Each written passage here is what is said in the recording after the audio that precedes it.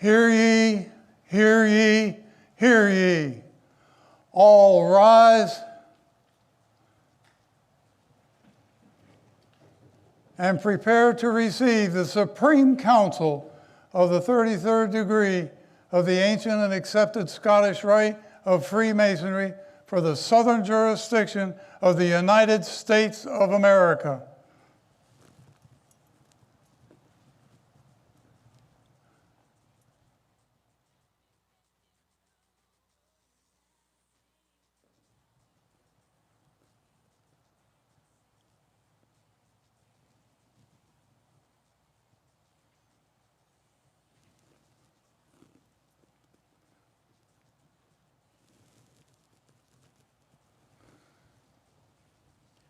Human progress is our cause. Liberty of thought, our supreme wish. Freedom of conscience, our mission. And the guarantee of equal rights to all people everywhere, our ultimate goal. By order of the Sovereign Grand Commander, I present the officers, actives, and deputies of the Supreme Council of the 33rd and last degree of the ancient and accepted Scottish Rite of Freemasonry, Southern jurisdiction, Mother Council of the world, whose see is at Charleston in the state of South Carolina.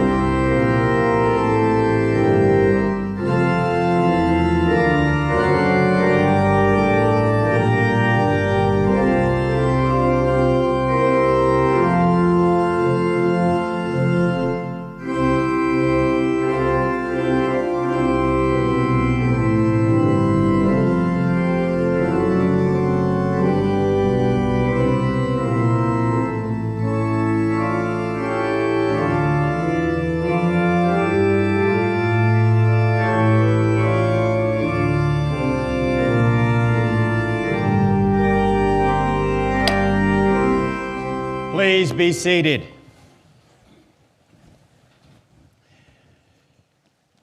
Inspectors, this special session was duly called upon my order for the purpose of celebrating the 225th anniversary of the founding of the Supreme Council of the Southern jurisdiction of the United States of America, Mother Council of the world. Brother Grand Master of Ceremonies, you are charged with seeing that the Supreme Council is undisturbed in its deliberations. See that this meeting is symbolically tiled.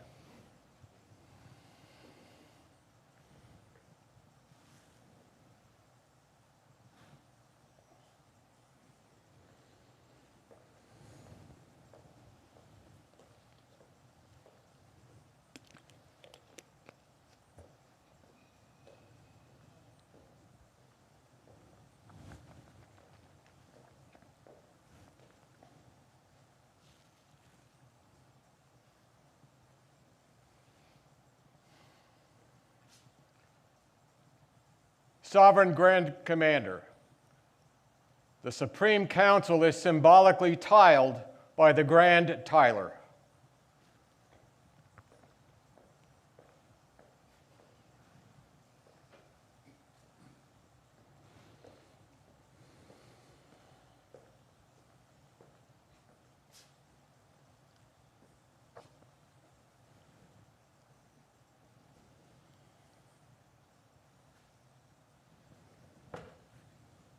It is well. Brother Lieutenant Grand Commander, from whence does this council come? Sovereign Grand Commander, the Supreme Council of the 33rd degree of the ancient and accepted Scottish Rite of Freemasonry for the southern jurisdiction of the United States of America, Mother Council of the World, was established in the city of Charleston, South Carolina, on the 31st day of May, 1801.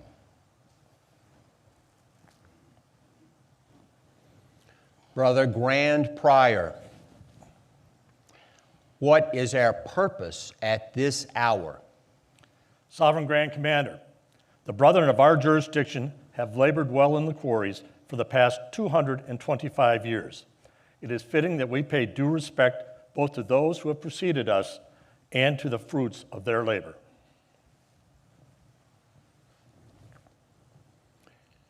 This purpose is indeed important. And as we are taught throughout all degrees of Freemasonry, we must never begin any great and important undertaking without first invoking the blessings of deity. Brother Grand Master of Ceremonies, conduct the Grand Chaplain to our holy altar.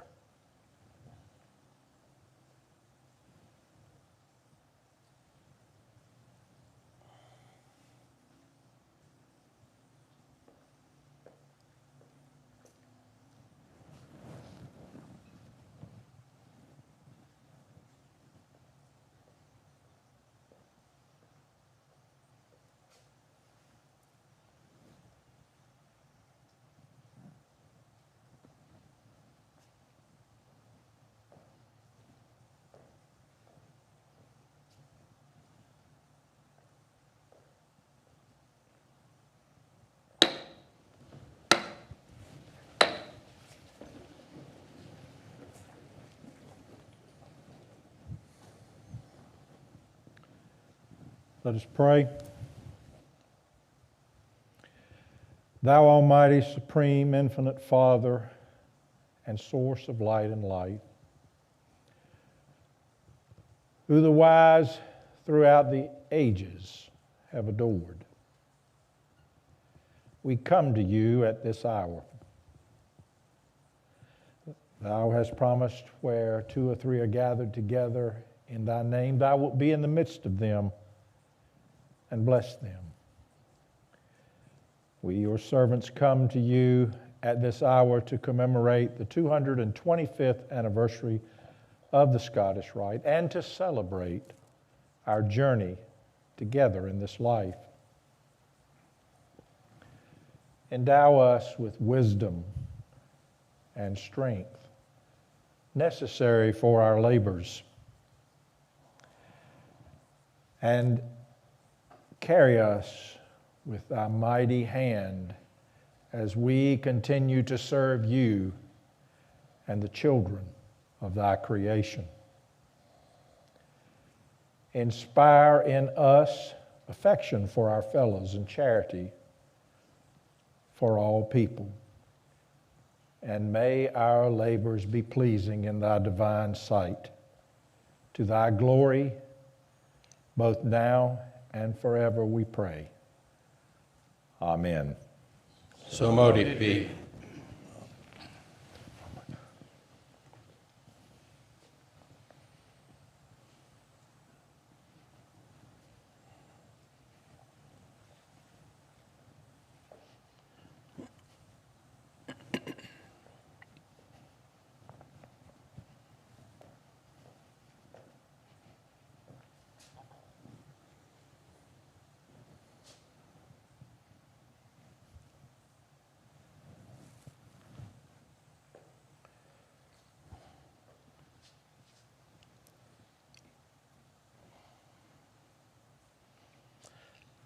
Please remain standing for the Pledge of Allegiance to the flag of our country, followed by the singing of our national anthem. The pledge will be led by illustrious William G. Sizemore II, 33rd degree Grand Cross, Rear Admiral, U.S. Navy, retired, and the Grand Executive Director of the Supreme Council, followed by the anthem, which will be performed by illustrious Maynard Edwards, 33rd degree of the Valley of Baltimore, Maryland. Would you all please join me in the Pledge of Allegiance to the flag of our great nation? I pledge allegiance To the flag of the United States of America and to the republic for which it stands, one nation, under God, indivisible, with liberty and justice for all. Say, can you see by the dawn's early light what so proudly we hailed at the twilight's last gleaming, whose broad stripes and bright stars through the perilous fight o'er the ramparts we watched were so gallantly streaming, and the rocket's red glare, the bombs bursting in air, gave proof through the night that our flag was still there. Oh, say, does that star-spangled banner yet wave o'er the land of the free and the home of the brave? I now declare the Supreme Council duly convened for this special public session. Please be seated.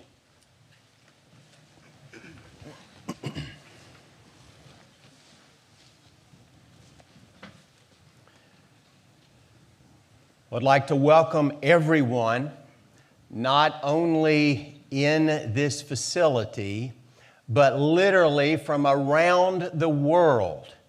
We have watch parties going on in different countries. We have individuals watching this in their homes and in their businesses, and I think even in their cars. I hope they're careful if they're doing that. But through the wonderful world of the technology of today, we are about to undertake a journey to realize the full potential that has come about because of the actions 225 years ago in the city of Charleston. I extend my personal appreciation to all of our staff for their hard work, also to the staff of this facility, and to the deputy, illustrious Mike Broom, for making the facility available to us. And symbolically, I hold in my hand a gavel that was presented actually from brethren in Savannah to our Supreme Council, and it has been a special item in our archives ever since. It was presented to one of my predecessors, illustrious John Henry Coles, the 13th Sovereign Grand Commander of Scottish Rite, and it remains, except for today, in our archives. Made from the wood of Shepherd's Tavern, it reminds us of our beginning. Now today, we're going to use the wonderful world of technology, and we are going to have greetings from multiple Supreme Councils from around the world. What these 11 gentlemen began in the year 1801 has impacted millions of lives. Millions in the terms of members of Scottish Rite throughout the world over the last 225 years, but also millions more in the communities where Scottish Rite lives and breathes and takes care of our neighbors. So today we're going to see the extent of Scottish Rite in our world today that began here 225 years ago in the beautiful city of Charleston. At this time, I would ask the Grand Secretary General to call a roll of the craft.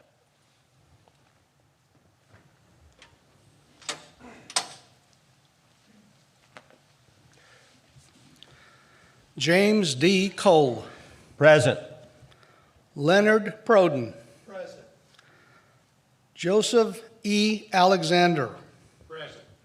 Robert W. Cockerham. Present. Joe R. Manning, Jr. Present. Marlon L. Mills. Present. David O. Martinez. Present. C. James Graham. Present. Frank C. Baker. Excused. Joe C. Harrison. Present. Jeffrey D. Larson. Present. Jose R. Lopez Rivera. Present. Michael L. Wiggins. Present. Billy W. Sloan. Present. Tony R. Kroll. Present. R. B. Smith. Present. Wesley D. Thornton. Present. Terry L. Bowman. Present. Alan W. Atkins. Present. Richard G. Hoover. Present. Andrew L. Geyser. Present. Robert L. Bradshaw. Excused. Arnold Gene Cobb Jr. Present. Daniel J. Wellendorf. Present. Dale V. Sandstrom. Present. Carl J. Hinkle. Present. Warren R. Ressner. Present. Richard C. Comras. Present. Norman L. Penn. Present. Donald K. Smith. Present. Michael J. Broom. Present. John C. Barnett. Excused. Randall S. Jager. Present. Roger B. Nelson. Present. J. Michael Taylor. Present. Paul E. Davis. Present. Arthur L. Salazar Jr. Present. Timothy J. Felton. Present. Benjamin W. Polston II. Present. Sean P. McDuffie. Present.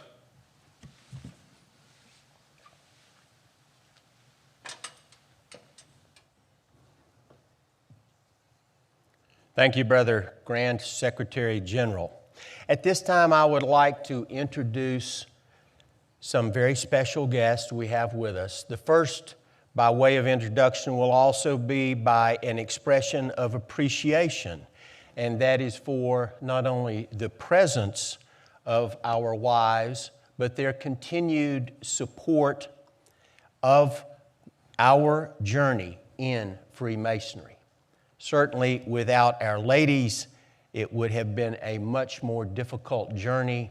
So I do acknowledge their presence. And included in that group is pretty much a member of, we would call her Masonic royalty within South Carolina, because she is present, the widow of our late Lieutenant Grand Commander. It is an honor to have you with us, ladies, and thank you for your support. Also present with us is one who guided this Supreme Council for almost 2 decades of its existence. A celebration of 225 years would be incomplete without having in our presence and acknowledging him, our past Sovereign Grand Commander, illustrious Ronald A. Seal, 33rd degree.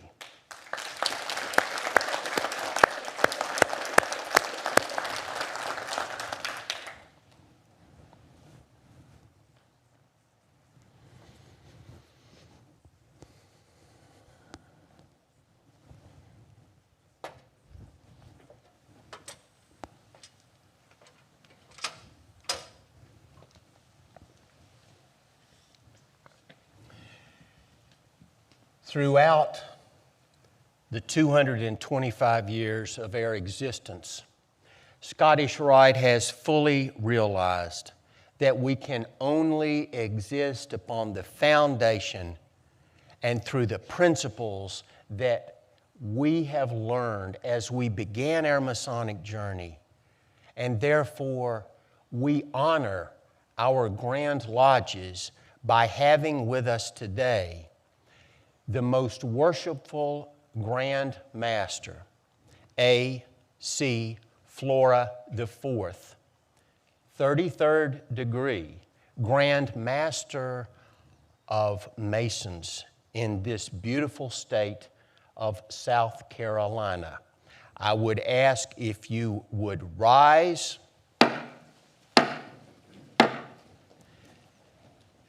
Taking your time from me, give grand honors to the Grand Master of 3 by 3 by 3.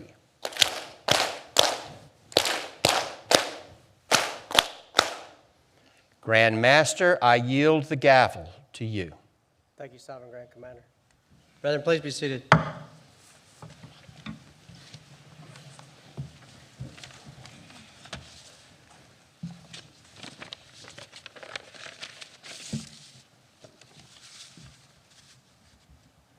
Sovereign Grand Commander, illustrious sirs of the Supreme Council, brethren, ladies all, good afternoon. I thank you for the opportunity to stand before you in the Valley of Charleston, or in South Carolina, and to welcome you and bring greetings on behalf of the more than 24,000 Masons of the Grand Lodge of Ancient Freemasons of South Carolina. Our Grand Lodge has existed since 1735 with the establishment of our first provincial Grand Master, John Hammerton. Today we meet in the holy city of Charleston, South Carolina, one of the most historic cities in our state and the birthplace of the ancient accepted Scottish Rite, Southern Jurisdiction, Mother Supreme Council of the world. Charleston holds a unique and honored place in the history of Freemasonry, not only for its rich heritage, but for its pivotal role in the development of the Scottish Rite. As we gather in this city today, we honor the traditions and achievements of those who came before us. Their foresight ensured the principles of fraternity, charity, and enlightenment would endure the test of time. With the strong, enduring bond between the Scottish Rite and the Grand Lodge of South Carolina, it is truly fitting that we convene here, where the roots of the Rite run deep and where the spirit of Freemasonry remains vibrant and alive. From the moment I first knocked at the door of Freemasonry in Sinclair Lodge number 154, to the most recently being installed as Grand Master of Masons in South Carolina, here in this very town, I have often looked back and reflected on what brought me to this moment. The many places I have visited, the friendships I have made, and the education I have received, not only from our lodges, but from each of the Rites and appendant bodies, which have all played a meaningful role in shaping my Masonic journey. Each experience and every brother I have met along the way has contributed to my growth and understanding, reinforcing those timeless principles that lie at the heart of our craft. The Scottish Rite, in particular, has provided opportunities for deeper learning, personal development, and the sense of belonging that transcends the boundaries of individual lodges. I'm often reminded of the legacy and the vision of the 11 gentlemen from Charleston who on that historic day came together to form what we now know as the Scottish Rite. Their foresight and dedication laid the foundation for generations of Masons, creating a tradition that continues to inspire, challenge, and guide us still. So as we gather today for a day 225 years in the making, I find myself wondering, did they know it would last 225 years? Men like John Mitchell, Frederick Dalco, and their contemporaries. Did they truly grasp the scope of what they were beginning? Did they know the leadership would endure for 225 years? Leadership by men such as Isaac Auld, Albert Pike, and by those who have led our Rite during my Masonic journey, men like Ronnie Seal, Jim Cole, and in South Carolina, one of my own mentors, Michael D. Smith. Did they know that the rituals and ceremonies would adapt to the changing times for 225 years, yet never lose their meaning? Lessons reminding us of duty, integrity, and truth, to live lives of purpose, service, and moral courage. all resting upon the established teachings of the first 3 degrees. I like to think those founders were motivated by something deeper than certainty. They were guided by faith. Faith in what they were uniting to create, faith in the principles it represented, and faith that they were building something greater than themselves, something that would last not only 225 years, but far beyond. I again welcome you to Charleston and greet you on behalf of all the Masons of this great state. As we move away from this 225th year of Scottish Rite and look ahead to 226th, the 227th, and onward to the 250th and even 300th celebrations, I am reminded of something very important. Legacy is not built only in milestones. It is built every day. Every day is an opportunity to contribute to what has been handed down to us. Every day we can strive to uphold the values and traditions that have carried us forward, ensuring that this journey continues for generations yet to come. And so, brethren, every day live with purpose. Every day build yourself. Every day help others. And may God bless you every day. Thank you.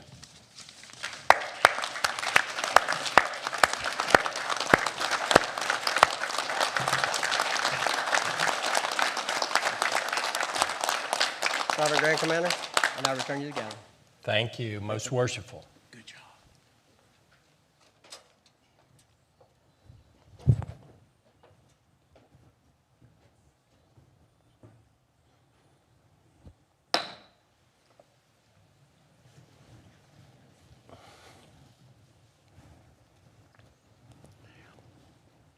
It is always a pleasure to greet a Grand Master in our presence, particularly one so supportive of Scottish Rite as evidenced by his illustrious crown. Now, let us enjoy a video from our wonderful friends at the Supreme Council of the Northern Masonic Jurisdiction, their Sovereign Grand Commander, Walt Wheeler, one of the finest leaders in Freemasonry. We work very closely together with them, and certainly this Supreme Council would not have necessarily been envisioned in 1801, receiving its charter from this council in 1813.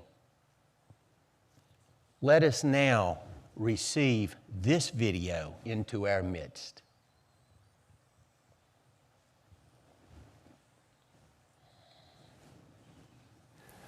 Greetings, I'm Walt Wheeler, Sovereign Grand Commander of the ancient accepted Scottish Rite of Freemasonry for the Northern Masonic Jurisdiction of the United States of America. On behalf of our Supreme Council and the Brethren of the Northern Masonic Jurisdiction, it is a proud honor to extend our deepest fraternal congratulations to the Southern Jurisdiction, Mother Council of the world, on the 225th anniversary of its founding in Charleston, South Carolina. In 1801, a spark was lit in Charleston that would illuminate the path for Scottish Rite Freemasonry across the globe. Today, we celebrate more than just a date on a calendar. We celebrate an enduring legacy that has shaped the character of millions of men and strengthened the fabric of our society for over 2 centuries. The impact of Scottish Rite on our great fraternity cannot be overstated, marking a pivotal expansion of Freemasonry that continues to resonate from the United States to every corner of the world. The Northern and Southern jurisdictions currently enjoy a bond of friendship and cooperation that is as strong as it's ever been. It is my hope that our shared harmony serves as an inspiration to the entire craft. I encourage all our brethren to continue working together, as we do, to promote, protect, and grow our great fraternity throughout the world. To my good friend and brother, Sovereign Grand Commander Jim Cole, and his officers and members, we salute you on these first 225 years of excellence. May the great architect of the universe continue to bless your labors, and may the next 225 years be even greater than the last.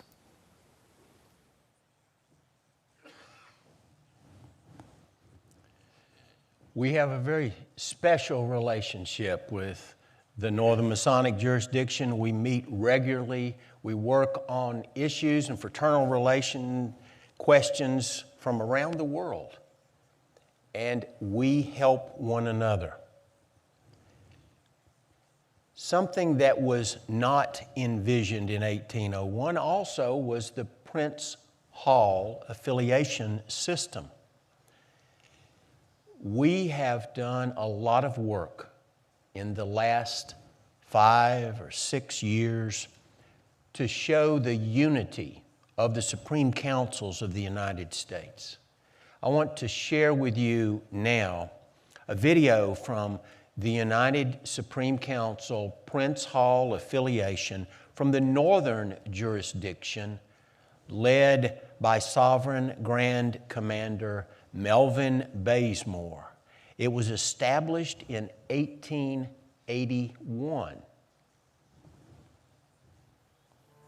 Greetings. My name is Melvin J. Bazemore, Sovereign Grand Commander of the United Supreme Council of the Ancient and Accepted Scottish Rite of Freemasonry, Prince Hall affiliated for the Northern jurisdiction. It is indeed a high honor and privilege to congratulate the Supreme Council Southern Jurisdiction on the celebration of your 225th anniversary. For 225 years, the Southern Jurisdiction Supreme Council has led the Scottish Rite in concentrating on the high morals and ethics, better to support this nation and the world, the fundamental principles that help guide the Scottish Rite. While we continue to move in the direction, we want you to know that as you take your journey into the next 225 years, we, the United Supreme Council, stand as partners with you as you continue to make good men better, while we continue to operate as the brotherhood of men under the fatherhood of God. Once again, congratulations on your 225th anniversary. God bless. Great job.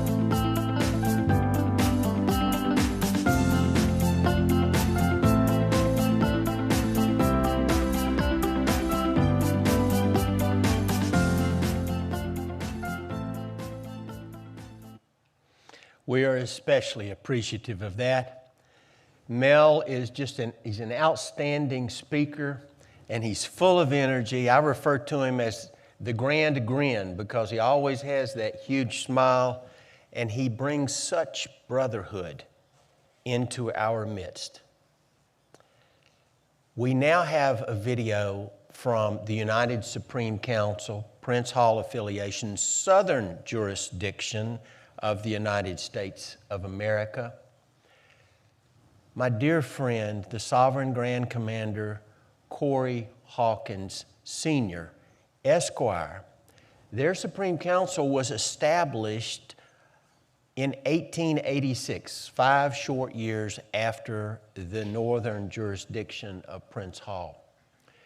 And we work very closely with them. Both of the United Supreme Councils have received the authority to invest the Knight Commander of the Court of Honor, which originated with our council. So we continue to grow even in the ritualistic manner and share with them. So hear you now this video from Prince Hall, Southern jurisdiction. Greetings. My name is Corey D. Hawkins Sr. I have the distinct honor of serving as Sovereign Grand Commander of the United Supreme Council, 33rd degree, Ancient and Accepted Scottish Rite of Freemasonry, Prince Hall affiliation, Southern Jurisdiction, United States of America, Incorporated. And on behalf of our Supreme Council, I wish a well-deserved congratulations to the Supreme Council, 33rd degree, Southern Jurisdiction, Mother Council of the World, on the remarkable occasion of 225 years of Scottish Rite Freemasonry. This milestone is a testament not only to the ancient and accepted Scottish Rite's enduring legacy, but also to the dedication and vision of the many members who have carried its mission forward. Across 225 years, Scottish Rite Freemasonry has contributed meaningfully to the advancement of education and charitable work, strengthening communities and inspiring countless individuals along the way. Such longevity and impact are rare, and they reflect a deep commitment to purpose and brotherhood.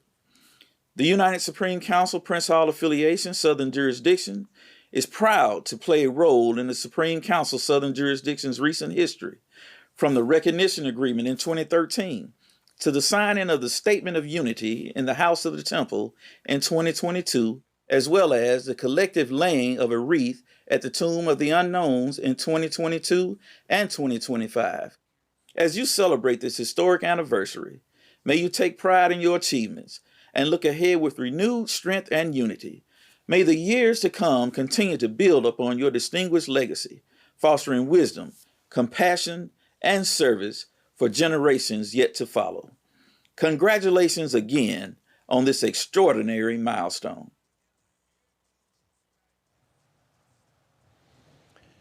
You can see we have a very close relationship with these three Supreme Councils in the United States. As we sit here in Charleston, we may wonder what was happening before 1801 in the world of Freemasonry. What was going on with the Masonic degrees? What are the origins of these Scottish Rite degrees? Why did we need to establish this Supreme Council? Many questions, some of which we will look at this moment. As we ask these historic questions, none better to answer them than the preeminent Masonic historian in the world today.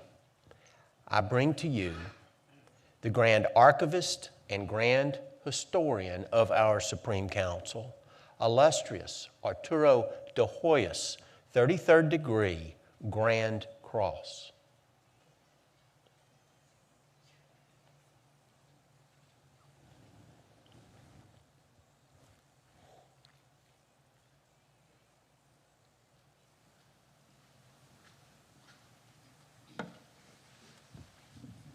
I remember when I looked like that. How does a single man traveling across oceans, caught between empires, wars, and rival authorities, lay the foundation for what would become the largest and most influential system of high-degree masonry in the world? This is not just a question about biography. It is a question of how ideas survive, how systems emerge, and how authority is created when none seems to exist. Today, as we celebrate the birth of the Scottish Rite, we look back to Etienne Morin and see how his actions led us to where we are today. Morin was born around 1717 in France, likely in or near Bordeaux. He was not a philosopher in the academic sense, nor a nobleman of great rank. He was something far more characteristic of the 18th century, a merchant. And that matters because in the world he inhabited, the Atlantic world of the mid-18th century, it was one of constant motion. Ships crossed between Bordeaux, the Caribbean, and North America. Goods moved, armies moved, and empires clashed. And so did ideas. Somewhere between 1742 and 1744, Morin was made a Mason. Not long after, in 1744, while en route to Martinique, he stopped in Antigua. There, he received a degree that would change everything, the the Scottish master's degree. This was no ordinary innovation. Emerging in London around 1733, it was the first known high degree beyond the Master Mason degree, which arose by 1725. The Scots, or Scottish master degree, extended the Hiramic legend by introducing the recovery of the lost word, where it was discovered in the ruins of the Jerusalem temple by crusading Scottish knights. In that moment, something profound occurred. Freemasonry ceased to be merely a 3-degree system. It became expandable, and Morin understood that. To understand Morin, we must discard the modern idea of Freemasonry as purely philosophical. In the 18th century, it was also practical. It was a network of trust. Morin's life illustrates this vividly. He was captured twice, once in 1745 during the War of Austrian Succession, and again in 1762. Yet, he was not treated as an ordinary prisoner. Through Masonic recognition, he gained freedom of movement, access to influential figures, and critically, he expanded his legitimacy. While in England, he was introduced to the Grand Master of the premier Grand Lodge. His credentials were examined and recognized. He received authority, formal English authority. Armed with dual authority from both England and France, he returned to the Caribbean and eventually established what became known as the Lodge of Perfection. What began as a single Scottish degree quickly evolved. By the mid-1740s, Morin and his contemporaries had transformed scattered degrees into something more ambitious, a structured system.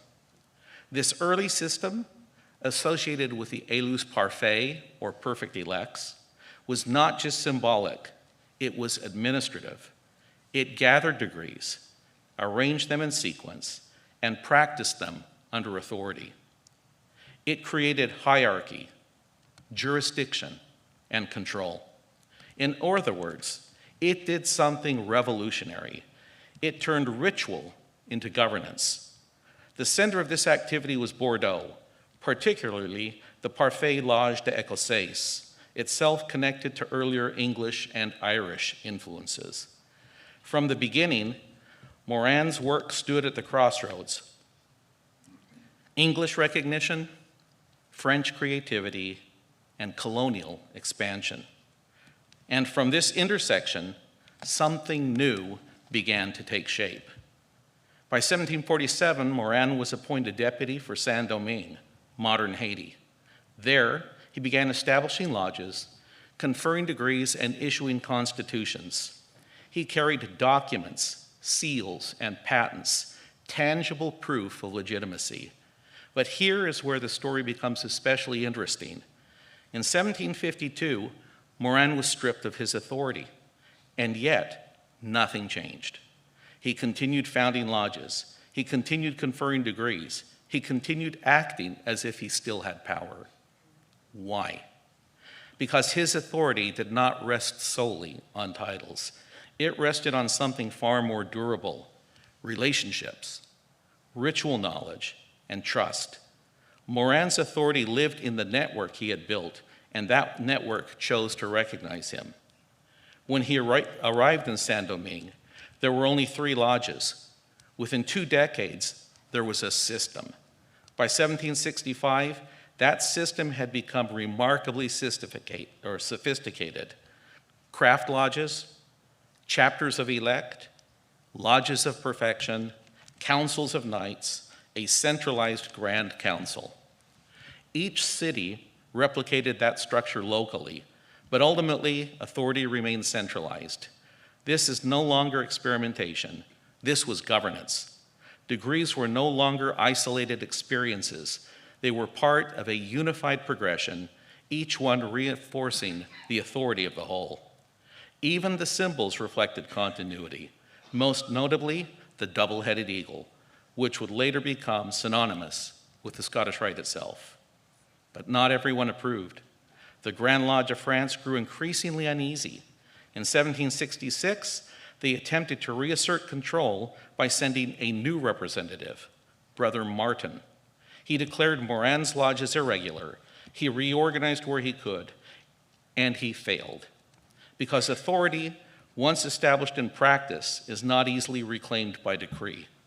Moran's system endured because it worked, because it was present, and because it was trusted. By the late 1760s, real authority no longer flowed from Paris. It flowed from Moran's system, now known as the Order of the Sublime Princes of the Royal Secret, a 25-degree system which would become the parent of the Scottish Rite. Here, we reach a critical transformation. Moran's system outgrew Moran himself. In 1764, a Lodge of Perfect Scots, now known as a Lodge of Perfection, was set up in New Orleans. 3 years later, Henry Andrew Franklin carried the system to New York and established a Lodge of Perfection there. Now the system had crossed oceans, taken root, and begun to sustain itself. Although Moran died in 1771, his system did not die with him. The degree survived in the United States. In 1768, Franklin appointed Moses Michael Hayes, a Deputy Inspector General of the Rite, for the West Indies and North America. The Hayes patent granted authority to confer all the degrees of Moran's Order of the Royal Secret. The following year, Franklin returned to Jamaica, and by 1780, Hayes immigrated to Newport, Rhode Island. In 1781, Hayes traveled to Philadelphia, where he met with 8 brethren, whom he appointed other deputies general over states, including Baron Moses Spitzer, who lived in Charleston from 1770 to 1781. And after traveling briefly abroad, he returned to Charleston by 1788. In April 1795, Spitzer appointed the Irish-born John Mitchell, then living in Charleston, a Deputy Inspector General of the Order of the Royal Secret. Colonel Mitchell had served as Quartermaster General of the Continental Army and was an acquaintance of George Washington. Catastrophe came. The French Revolution, the uprising at Saint-Domingue in 1791, and the destruction of colonial society. Although the Order of the Royal Secret disappeared from the islands, it survived and was transformed in the United States. On May 24th, 1801, John Mitchell created Reverend Dalco a Deputy General of the Order of the Royal Secret. And a week later, on May 31st, the Supreme Council of the 33rd degree for the United States of America was opened agreeably to the Grand Constitutions, here in Charleston, with Colonel Mitchell and Reverend Dalco presiding. Tradition says it was in Shepherd's Tavern, but no first-hand account survives of this. The Supreme Council was a superior system to Moran's Order of the Royal Secret and embraced all of its degrees. Although its full scale included 33 degrees, it originally administered authority only over 15. Authority of the whole system was exercised beginning in the 1840s. The traditional authority of the Supreme Council stems from the grand constitutions of the 33rd degree, ostensibly written by Frederick II, the great King of Prussia. The earliest known copy dates from about 1801 or 1802 and is in Frederick Dalco's handwriting. Its 18 articles are preceded by the title Constitution, Statutes, and Regulations for the government of the Supreme Council of Inspectors General of the 33rd, for the government of all councils under their jurisdiction. The Circular Throughout Two Hemispheres, or 1802 Manifesto, the first printed document of the Supreme Council, also asserted that Frederick the Great instigated its creation. In the 1820s, Grand Commander Moses Holbrook asked past Grand Commander Frederick Dalco about the origins of the 33rd degree. Dalco's answer was less than satisfying. He remarked that Colonel Mitchell received it from a Prussian or German who was authorized to communicate it to him, but he could not say who it was. Like Moran's constitutions and regulations, many modern Masonic historians view these grand constitutions of 1786, which governed the Scottish Rite, as traditional documents. After a detailed investigation into its origins, Albert Pike accepted the tradition of the king's involvement and his reputed role in the creation of the Supreme Council, even though there was no direct evidence that he had done so. Pike did correctly argue, however, that whatever their origin, the formal adoption of any law forms a legal basis for government. Modern opinion agrees with the latter and maintains that, at a minimum, the stories regarding the origins of the constitutions of 1762 and 86 are similar to the legends preserved in Freemasonry's old charges, providing a traditional environment for the degrees, just as the biblical account of King Solomon's temple provides a symbolic setting for craft Freemasonry. Be that as it may, Scottish Rite descended directly from a long line of ancient degrees and inherited its name from the old Scottish master's degree. Our degrees come from a long and noble lineage, which inherited the best traditions of the old high degrees, collated by Etienne Morin, preserved by Henry Andrew Franken, and refined and improved right here in Charleston. Although the degrees took meandering roads, the result was the most successful rite in the world today. It continues to teach wise philosophy and moral virtues, as well as practicing and extending its charity worldwide. And for that, we may all be proud and grateful. Thank you.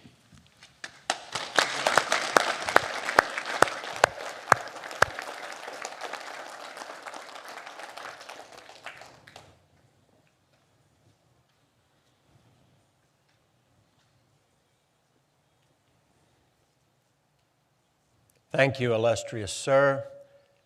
That was quite educational for many of us. And to know from whence we came is a question that often in Freemasonry we are reminded to reflect upon. In 1829,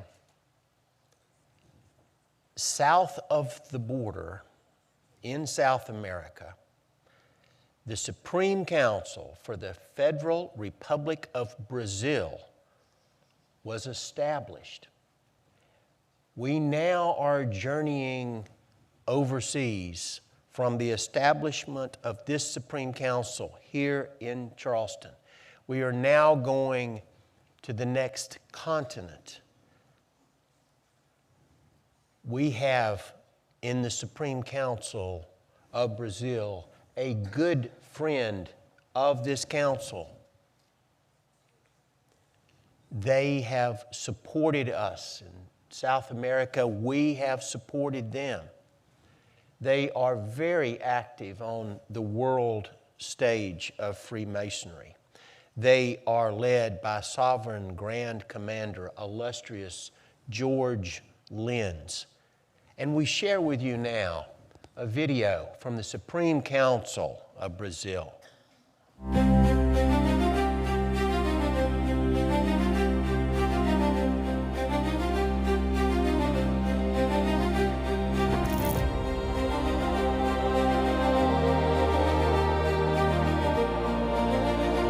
Meus queridos irmãos, neste ano em que a nação americana comemora 250 anos de sua independência, a qual foi conquistada pela bravura e dedicação de meus irmãos maçons, o Supremo Conselho Mãe do Mundo também comemora 225 anos de existência, repleto de conquistas e glórias que pavimentaram sua trajetória de luz, dando origem ao próprio rito escocês antigo e aceito em sua estrutura atual.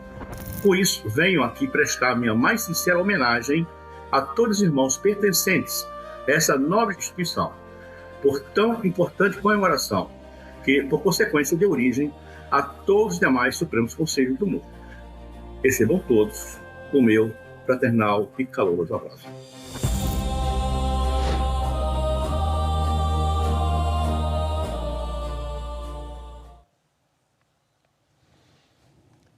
As you can see, the Sovereign Grand Commander, he is probably the most frequent visitor to other Supreme Councils around the world, carrying the message of Scottish Rite. We can all be very proud of the enthusiasm from our good brother, Sovereign Grand Commander lens.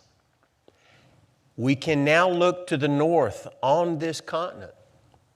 The Supreme Council of Canada was established in 1874. Again, we work very closely with this Supreme Council. In our recent workshops, we had a topic of something that would have never been conceived in 1801 called artificial intelligence. But the Supreme Council of Canada pays attention to our educational programs. And within days of our leadership conference, contacted me and asked if the presentation on artificial intelligence could be shared with the Supreme Council of Canada. Again, one wonders what the 11 gentlemen would have thought of the phrase artificial intelligence. But that is how close that we work with the Supreme Council of Canada. We literally share our educational efforts and programs. So from that council led by the Sovereign Grand Commander David A. Bennett, we share with you now from the north. I am David Bennett, Sovereign Grand Commander of the ancient and accepted Scottish Rite of Freemasonry of Canada. It is my distinct pleasure to extend congratulations from the members of our Supreme Council and Brethren of the Rite in Canada on this, your 225th anniversary. With all the wonderful advantages we have at our disposal today, it is hard to imagine the vision, commitment, and challenges your forefathers faced to devise a course of action to create the Supreme Council Scottish Rite Southern Jurisdiction, Mother Council of the World. Charleston, South Carolina, 1801. No phones or emails to exchange ideas and plans for the future. Letters written in longhand with no support from a computer to ensure the thoughts are properly phrased. No chance of meeting in person without hours of painstaking travel. However, a willingness to realize that with time, effort, and teamwork, progress in expanding the precepts of the ancient and accepted Scottish Rite could and would be accomplished. Each member of the Southern jurisdiction should be proud of its rich history and the long-lasting achievements worldwide through your efforts. The accomplishments of the Southern jurisdiction extend well beyond your borders. Your Supreme Council has worked diligently to motivate and create positive change and to promote membership advancement. May I also thank Sovereign Grand Commander James D. Cole for his exceptional organizational skills, wisdom, leadership, and dedication to promote Craft Lodge Freemasonry, the ancient and accepted Scottish Rite of Freemasonry, and our concordant bodies. Your friendship has meant the world to me and your brethren in Canada. We were especially grateful that you were able to join us in Ottawa during our 150th celebrations in 2024. Brethren, celebrate with pride your exceptional legacy, spanning 225 years, a testament to your resilience, marking the survival of our rite through generations, conflicts, and changes in society. We wish the brethren of the Southern jurisdiction the very best during your anniversary celebrations. A bright future moving forward as we stand beside you on a fantastic journey through the lessons learned in our beautiful rituals and charitable endeavors to strengthen ourselves, our craft lodges, our rite, our families, our friends, and our communities. Canada is very close to this Supreme Council, And you can see in its Sovereign Grand Commander such a fine man and Mason. And they are so hospitable. When we go to their Supreme Council meetings, I stand up and brag on them for the Southern hospitality that they provide. In 1845, the Supreme Council for England and Wales was established. On the international scene, we work very closely with this Supreme Council, particularly in Southeast Asia and in the Pacific area, but also in the recent European Conference of Grand Commanders. They have a wonderful leadership team, become very good friends with the Sovereign Grand Commander. So I now present to you, led by illustrious John Boynton, 33rd degree, Sovereign Grand Commander, greetings from the Supreme Council for England and Wales. I'm delighted to bring to you a message of greeting and congratulations for your special event from the headquarters of the Supreme Council for England and Wales here in London. And to say thank you for all of the work that the Southern jurisdiction does for the benefit of our order. At home, your awe-inspiring charitable work is an example to us all. You raise millions and millions of dollars to support good causes and help in disaster relief. And your Right Care Scottish Rite child language program is an inspiration to all of us and shows the difference that Freemasonry can make for people who are in need. As Mother Council of the World, you continue to lead by example and engage with Supreme Councils across the globe, showing interest without interfering and offering opinion without dogma. The work that you continue to do helps to bind together the Scottish Rite across the world, and in so doing, strengthens our achievement of our objectives. And at home, you continue to innovate. Your recent recasting of the relationship with our Prince Hall brethren shows your willingness to embrace change and acts as an example to us all across the world that in order to thrive, we need to evolve. As I record this message, our King, Charles III, is on his first state visit as monarch to the United States. And in his address to your Congress, he spoke of the spirit of liberty and promise encompassed by your founders in signing the Declaration of Independence. And some 25 years later, the creation of the Supreme Council for the Southern Jurisdiction showed the same embodiment of liberty and promise. And that spirit continues today in all of the work that you do.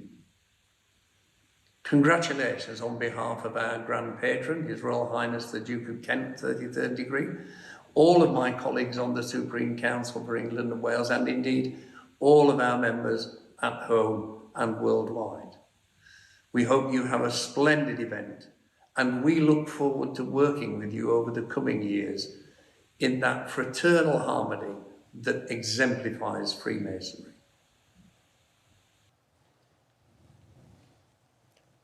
As you can see, the Atlantic Ocean is not a barrier to the Masonic and fraternal bonds that unite us in Scottish Rite.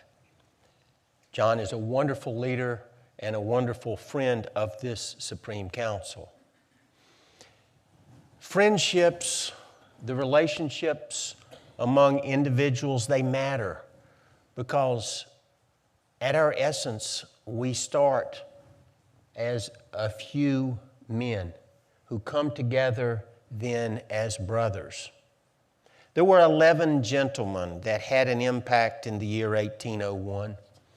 And perhaps it is time that we reflect upon who comprised the 11 gentlemen. So for that, I would ask our Assistant Grand Historian, Brother B. Chris Ruley, 32nd degree, Knight Commander of the Court of Honor, if he would share some thoughts on this topic.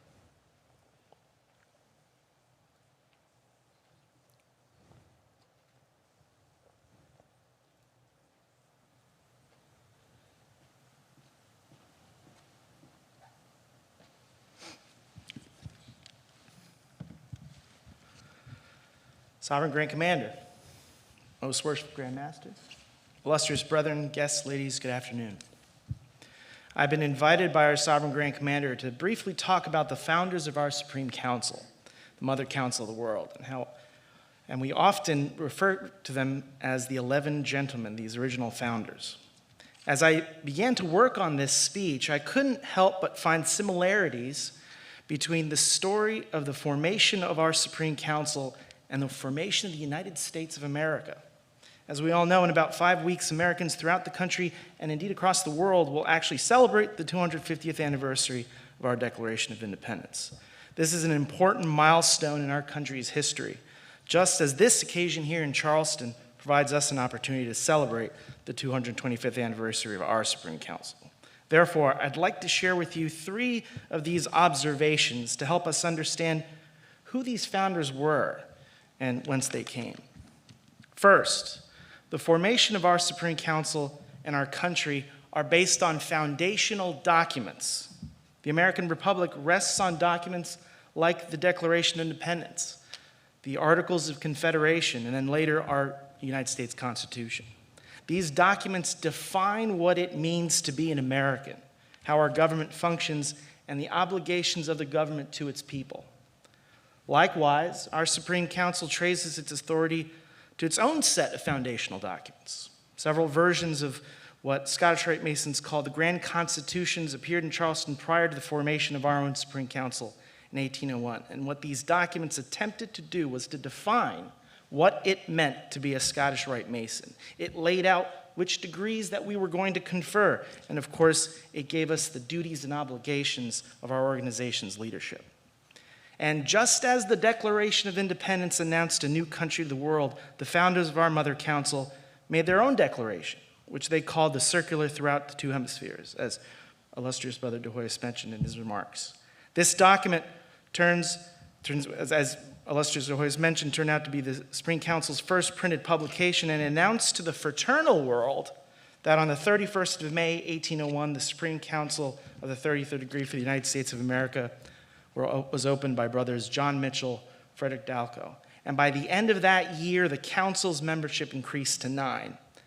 Later on, Masonic scholars, including Grand Commander Albert Pike and past librarian of the Supreme Council, Ray Baker Harris, were interested to learn more about these individuals. And so after extensive research, they added 2 names, and that total now jumped up from 9 to 11, the title that we know today. Along with Mitchell and Dalco, we include the following names as early founders: Alexander de Grasse, Israel de Lieben, Thomas Bartholomew Bowen, Abraham Alexander, John Baptiste Delhogue, Moses Clava-Levy, Emmanuel de la Mota, James Moultrie, and Isaac Gould. So why is this first observation important? In short, it reminds us that in a civilized society, our institutions are governed by laws, which attempt to be just, fair, and equitable to all citizens, just as Scottish Rite Masons draft bylaws and statutes to govern our meetings. It reminds us that we are not governed by a foreign power or monarchy, and perhaps more importantly, that these rules can change and adapt with the times towards a more harmonious lodge of perfection and towards a more perfect union. My second observation: our understanding of the early years of the Supreme Council is limited, and we must always be careful to avoid Masonic myth-making. And if you're okay with Masonic myth-making, then I welcome you to my lodge in Alexandria, Virginia, where I can show you the hatchet that George Washington used to cut down the cherry tree.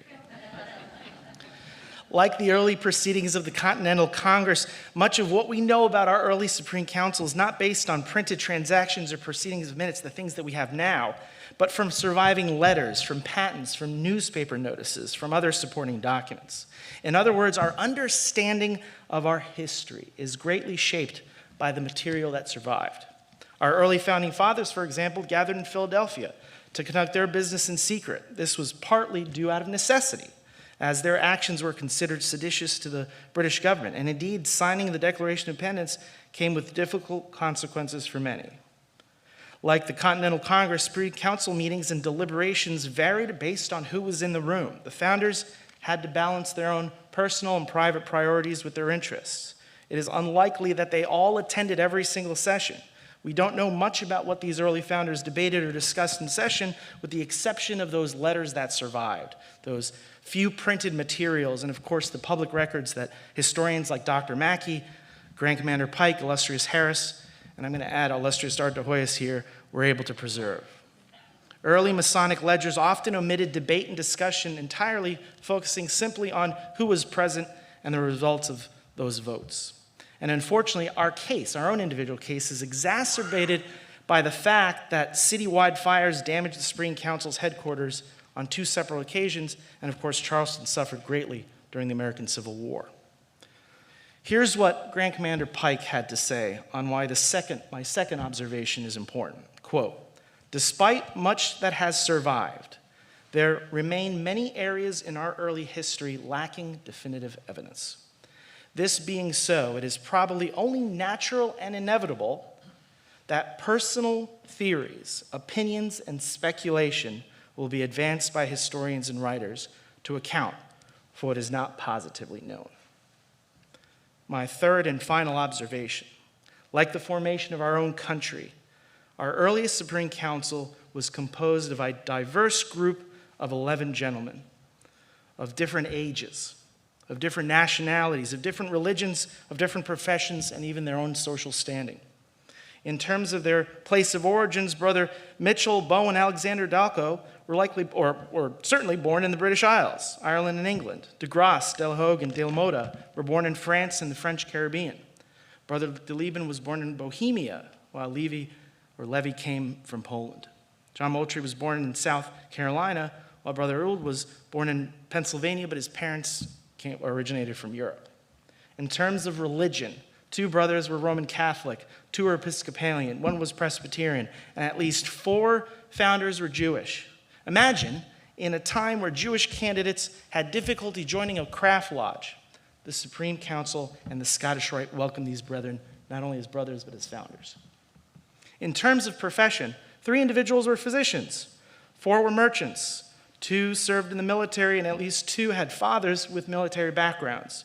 2 individuals were in the clergy, and 2 worked as printers and editors of newspapers. Our first Grand Commander, John Mitchell, served under George Washington in the Revolutionary War. De Grasse, he was the son of an admiral, French general, who ensured America's victory at Yorktown. Finally, at the time of formation of the Supreme Council, 5 of the 11 gentlemen were in their 30s or 40s. Can you believe that? Reverend Dalco and Dr. Ould were both 31 years old when they helped form the Supreme Council. There's hope for us all. 4 individuals were in their 50s, and 2 were in their early 60s. Each of these examples demonstrate this final and important point, that Scottish Rite Freemasonry has, since its formation, welcomed men from all walks of life, and through our initiatic ceremonies, brought curious and like-minded men together to improve ourselves, our families, and our communities. Our organization is fortunate to have such a rich history, and it reminds us that while we may be different, the Scottish Rite and Freemasonry in general can serve as an institution that can bring us together. My brethren, as I conclude my remarks, I wish to leave you with this following point. History is not perfect. Our subjects, the 11 gentlemen, were certainly far from perfect. Yes, yet it is the job of the historian to provide our members with the best information possible, warts and all. Here's what we know. Since 1801, the Scottish Rite served as an institution that brings men together from all walks of life to serve one common cause and to empower our members to go beyond the limits of their perceived potential. Our history is woven into the fabric of the United States and through our founders and through future generations. My brethren, if human progress is going to be our cause, then we should strive to learn the lessons of the past 225 years so we can improve Scottish Rite Freemasonry for the next 225. Sovereign Grand Commander, I thank you for the opportunity to serve and provide these remarks. Thank you.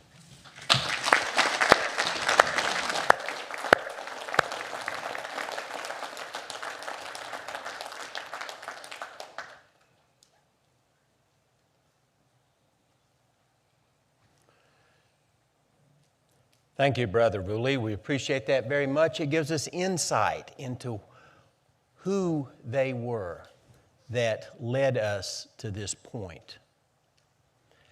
3 years ago, I was present for the installation of the new Sovereign Grand Commander for the Supreme Council for Germany, Alexander Ludwig.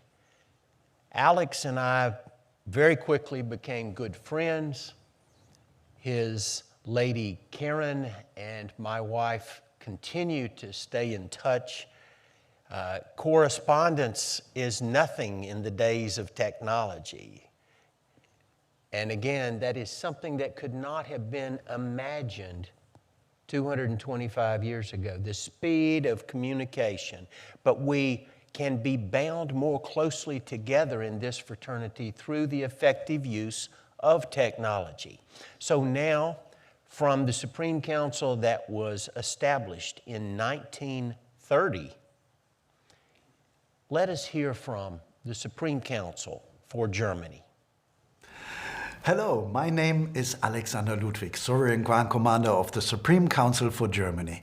The 225th anniversary of the Scottish Rite is a very special occasion.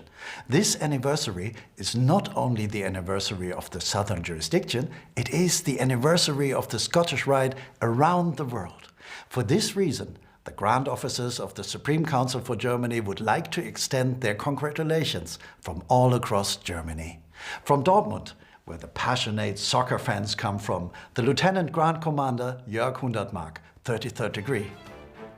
Happy birthday from Dortmund, the city of the largest soccer stadium in Germany. And here it is. From the famous Black Forest, the Grand Secretary General Gustavo Alba Lopez, 33rd degree. Congratulations and happy birthday from the Black Forest, the capital of the Cuckoo Clock. From the beautiful Sauerland, the Grand Treasurer General Björn Sappe, 33rd degree. Happy birthday and congratulations from Hema, in the Sauerland, home of the Felsenmeer.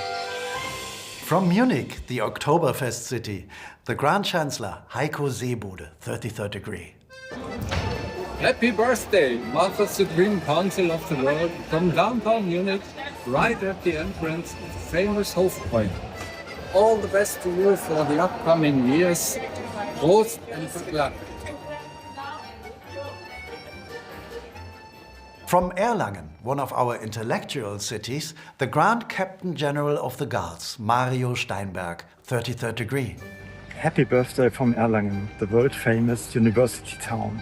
From Würzburg, a wonderful culinary area, our Grand Orator, Matthias Kreinkamp, 33rd degree. I send you a happy birthday from Würzburg, the capital of Franconian wine. For good. From the ancient city of Regensburg, the Grand Master of Ceremonies, Michael Palke, 33rd degree, together with our Grand Expert General, Bastian Lange, 33rd degree. Warmest regards from Regensburg, Bavaria, home of the world's oldest fast food restaurant since 650 years. Our best wishes for your anniversary. May you be around even more centuries than our Bratwurst. And with the traditional Frankfurter Kranz cake from my hometown of Frankfurt, I would also like to offer my congratulations. Happy birthday.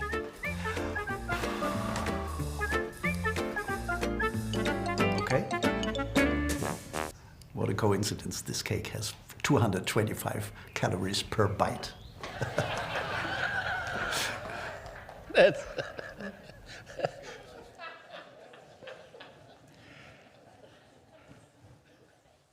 I would like for you to understand, I have never watched any of the videos. I watched them the first time with you. I requested the videos from these dear friends, and our staff does such a wonderful job with these videos. When they came in, I literally had them sent to our staff, and I wanted to witness them the first time with each of my brothers on the council. So these are wonderful. As you can tell, we have a good time when we get together with the members from the Supreme Council of Germany. They are wonderful Masonic friends. And I had a wonderful time at an anniversary celebration last fall for the Supreme Council for Austria, which was established in 1925. And we were party to the establishment. And I was able to be there with their Sovereign Grand Commander, Walter Zingel, just an outstanding Freemason. He's an outstanding businessman in the country, and he was such a wonderful host. So now let us hear from the Supreme Council for Austria.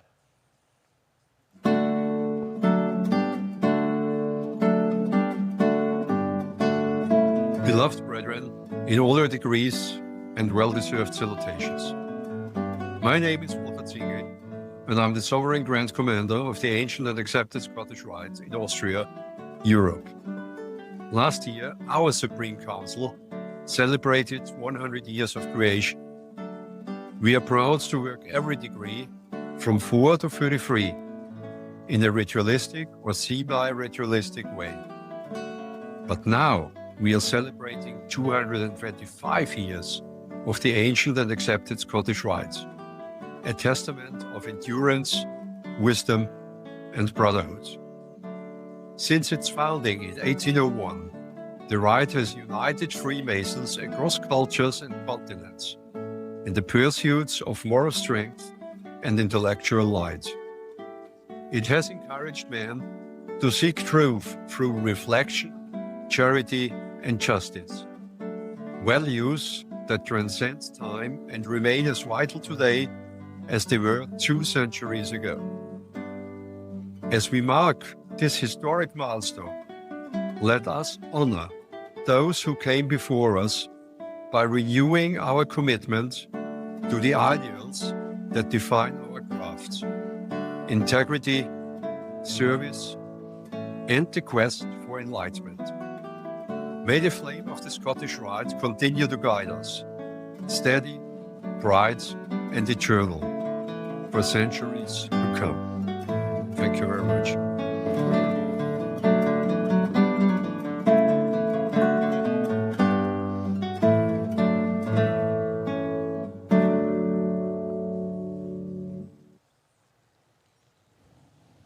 In Austria, we witnessed probably the most excited group of Freemasons to celebrate their anniversary. It was wonderful, it was energetic, and we took that feeling with us, and it carried us forward for a long time.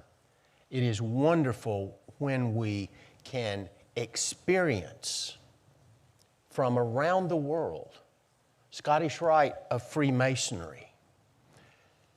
So I wanted the final video to be from the Supreme Council of Romania, because its Sovereign Grand Commander, the illustrious Stelian Nistor, is also president of the World Conference of Supreme Councils. With over 60 members, he represents all of those Supreme Councils during his 5-year tenure. This Supreme Council has been one of the founding members, as you would expect, of the World Conference. But I thought it very fitting to hear from our friends in Romania who who, like all others, are wonderful hosts, but because he represents the World Conference as well. And again, it gives us a little taste of what started with 11 and has now spread worldwide. So let us hear from illustrious Stellian Nestor and his Supreme Council. Most puissant sovereign Grand Commander, James D. Cole, illustrious brothers and my dear brothers of the Supreme Council, Mother of the World, our Stellian Nestor, Sovereign Grand Commander of the ancient and accepted Scottish Rite of Romania, and President until 2030 of the World Conference of Supreme Councils. I am honored to address you on behalf of the Supreme Council of Romania, founded in 1881. In whatever year our Supreme Councils were founded, they all arose from the Supreme Council, Mother of the World. So today, at the anniversary hour, the Supreme Council of Romania addresses itself less formally, like a son writing to his mother. Dear Mother, know that I am well and healthy. I have successfully gone through the illnesses that no child can avoid. I have successfully gone through 2 world wars and 4 dictatorships, and I have remained confident in the mission that you educated us to have, to contribute to creating a better world with harmony and peace. For all this, I would say thousands of words to you, but today I think that just 2 simple words are the most appropriate. Thank you.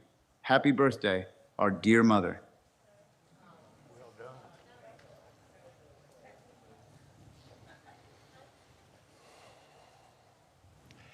And there you have it. We, my brothers, represent the 11. Appreciation from all over the world for what started here in this city of Charleston 225 years ago. Who would have thought? Who could have thought? You heard, as Stellian just mentioned, the world has survived 2 world wars. We did not even know in 1801 what a world war could be. You know, they probably arrived at the meeting place either on the back of a horse or pulled by a horse. We did not.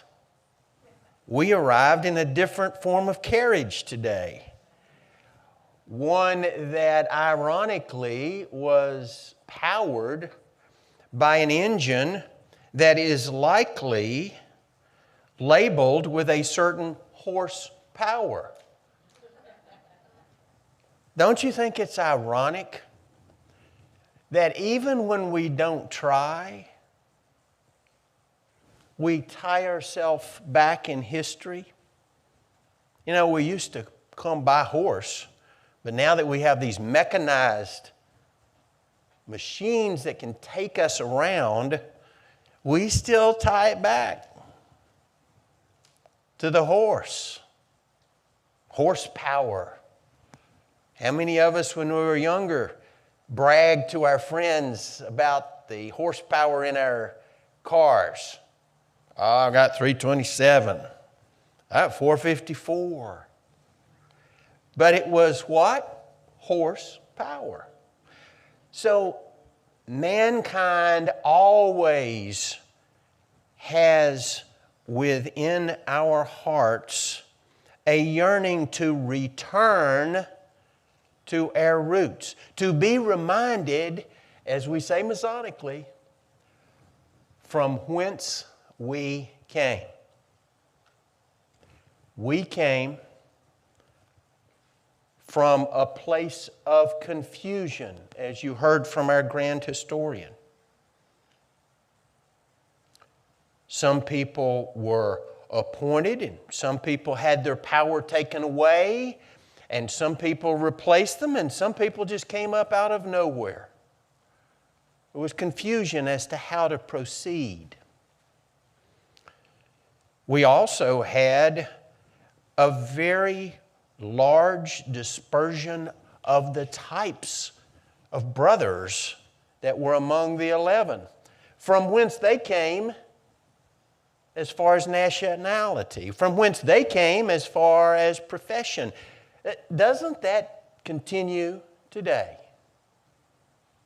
It very much does. Particularly within the family of Freemasonry, it continues within Scottish Rite, because we are open to those of various creeds. We are focused on human liberty and progress within humanity. Certainly, you have seen the progression as witnessed in these videos, that what started in this city with 11 carried around the world. More than 60 Supreme Councils are part of the World Conference. There are other Supreme Councils who want to be in the World Conference. Now that's a sign for you. You've got an organization and other bodies want to join the organization. That in itself is a testament to who we are. But let us also remember those 11, how could they possibly get to 60 Supreme Councils, millions of members over the years? And this part, in addition to horsepower, let me tell you what the real horsepower is in what got us here. Because we all started from a place like this. We all started from a Blue Lodge setting as represented by our Grand Master. And what carries us on is this, because this is the horsepower that brought us more than 60 Supreme Councils, regardless of technology that enables us right now to share these words around the world instantly, to be able to see our pictures around the world. We still survive by this horsepower and this horsepower alone. It is what binds us together, remembering the obligations that started us on this journey, remembering who we placed our trust in before we took our first step. So the message going forward today is remember, the journey started 225 years ago. And the way it progressed was through the horsepower of one another, through the grace of the Supreme Architect. And you know what they had to do? Is the same thing that I challenge everyone in the hearing of my voice to do. We know that Masonic direction, and I ask everyone in the world of Scottish Rite, the way to continue the journey begun 225 years ago is, as we always have done, now my brother, step off, and we will continue to change the world. May the Supreme Architect bless us as we take the next steps into the next 225 years. God bless you and thank you.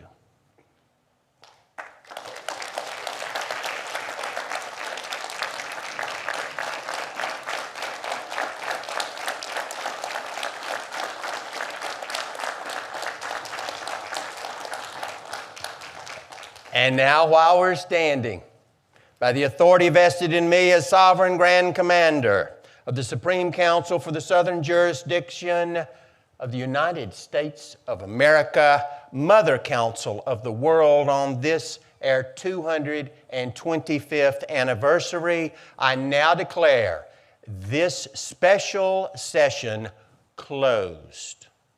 Go in peace.